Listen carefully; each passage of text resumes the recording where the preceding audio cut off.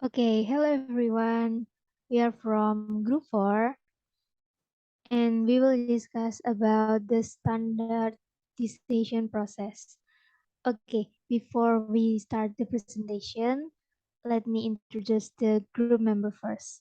There are Anggi Agustine, Alisyah Putri, Safarina Febriani, Indira Rahmadany, Nur Annisa Rahim, and me, RachelArifa. Okay, we start from the dialects and emerging standards. So English has a standardization process happened in the early modern period. The figure involved in the process is Samuel Johnson. He identifies four different types of written standard English in the 14th and the 15th centuries. The first one is Central Midland Standard, Early London Standard, and the last one is Chancery Standard. The first type is Central Midland Standard. It is a form of language. It is a form of English, that was made by Wyclifite movement and ended in the 15th century. For example, the Lollard Bible. And the second type is Early London English. It is a form of English that included characteristics of East Anglian dialects and was popular among England writers. The next presentation will be explained by my friend. Okay, I will continue to explain about London English and Chancery Standard. For London English, this form is used around 1380 until 1425, and this form contains elements of Central Midlands dialect. The writer of Middle English, which is Geoffrey Chaucer, wrote his book with the title The Canterbury Tales in this form. So it indicates that he also preferred this form of English. And for Chancery Standard, this form of English is used for government documents in 4030 and is used for shortened term by royal bureaucracy. It includes characteristics from Midlands and Northern dialects, and according to Samuel in 1963, such as not, but, and sir. So from this example from Samuel, it is similar to form of present-day English spelling. Many linguists say that this English today spelling is descendant of Chancery Standard, where Benskin in 2004, he argues about that because he found that one of the writer of Chancery is also used another form of North Midland variety, such as Si and Sai. And the next material will be explained by me.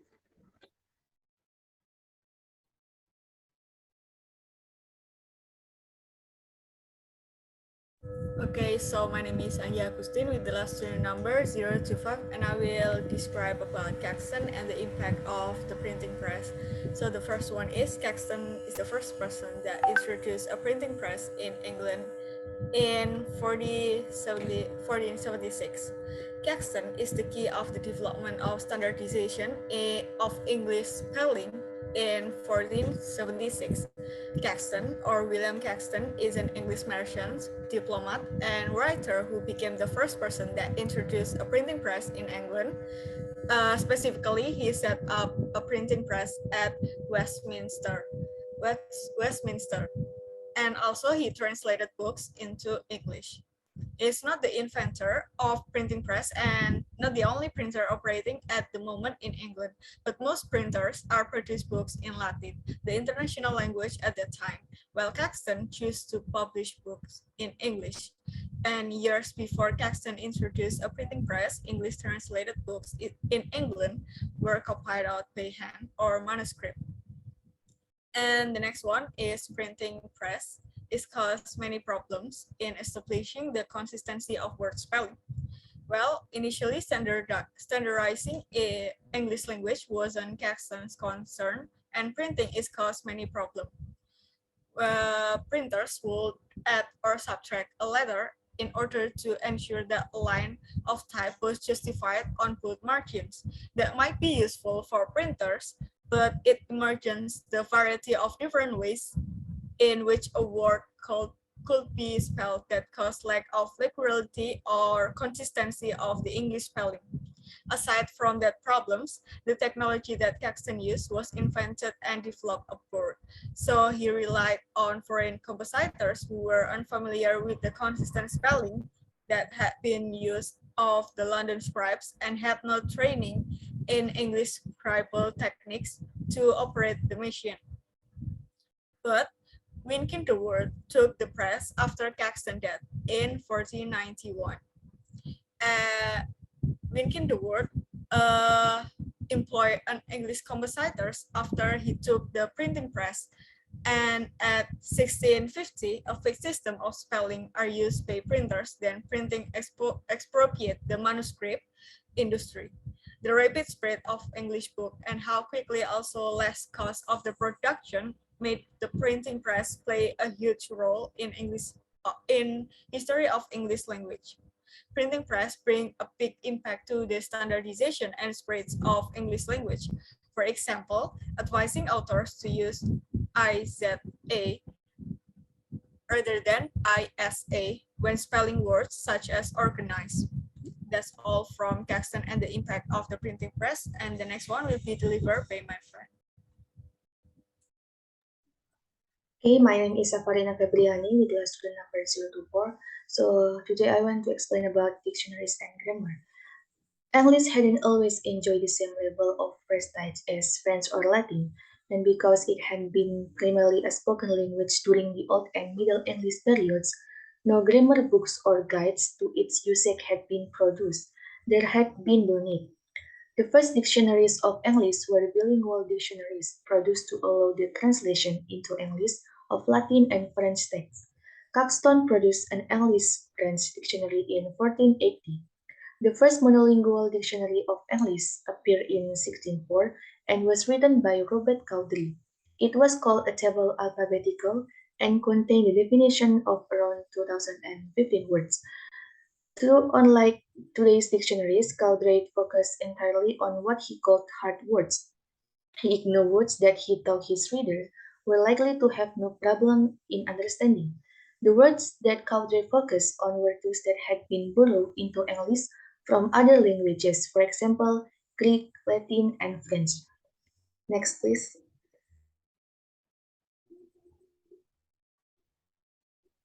And in 1691, Stephen Skinner produced a new English dictionary in which so-called common words were defined along with their etymologies, like the histories of the individual words, for example, the language they were derived from.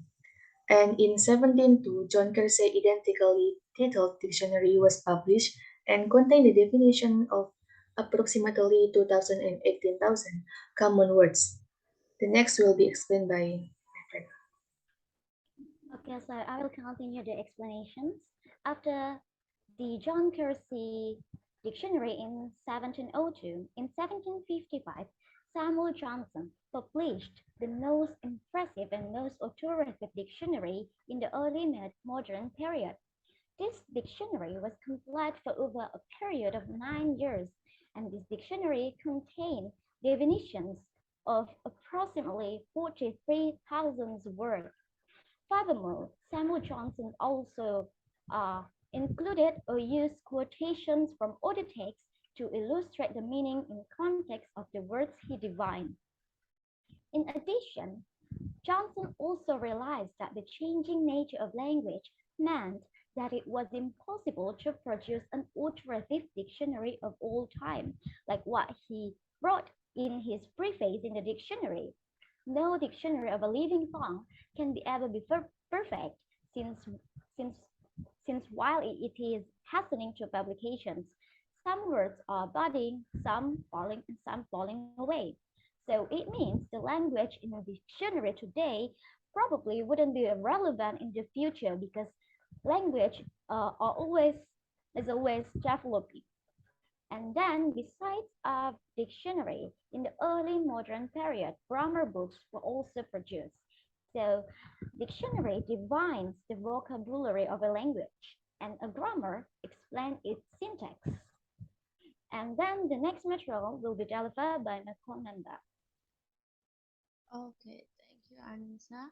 So, this is the last material in the discussion of this chapter about the boundaries of early modern English, where this material is related to the material that has been explained by all my friends before.